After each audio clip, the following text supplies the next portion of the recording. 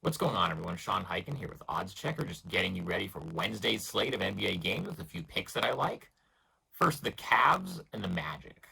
I like the Cavs money line here just because the Magic won big in the last game, and these two-game series, I'm not really seeing a lot of a team winning twice in a row against the same team.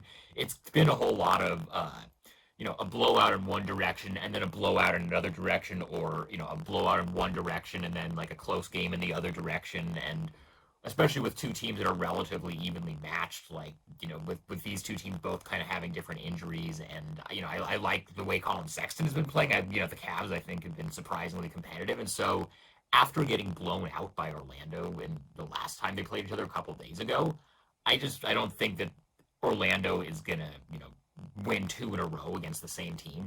I just kind of think that that's gonna be one of these series that gets split. So the Cavs money line, which you can get at plus 200 on Fox Bet right now, I think that's a pretty good pick.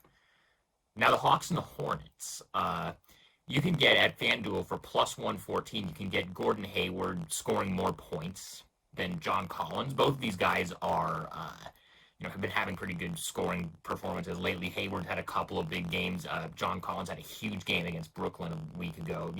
These guys are both pretty good scorers. They're not, the number one scorer on their teams like Collins is and Trae Young is, but he's had some good games. But I think you can get good value here at plus 114 to get for Hayward to score more points.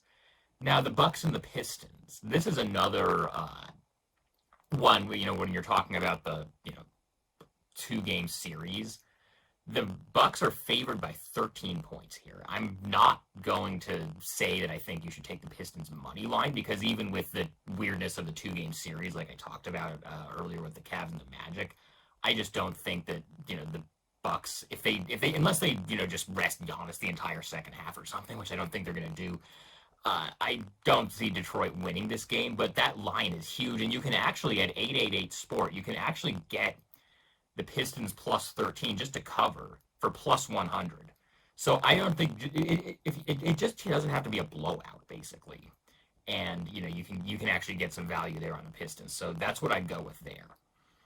Now, the Knicks and the Jazz is another point spread that I think is a little bit high. The Jazz are favored by 6 right now, and you can get the Knicks at plus 6 for plus 100 on Fox Bet. And the Jazz just got run off the floor by a Brooklyn team that didn't have Kevin Durant because he was still in the COVID protocol. And so this Knicks team, they just had that comeback win against the Hawks the other night, and they've been competitive with teams that are on paper are better than them. And this Jazz team has been kind of up and down. They've had some really impressive wins. They've had some games like this game against Brooklyn. They're going to be on a back-to-back.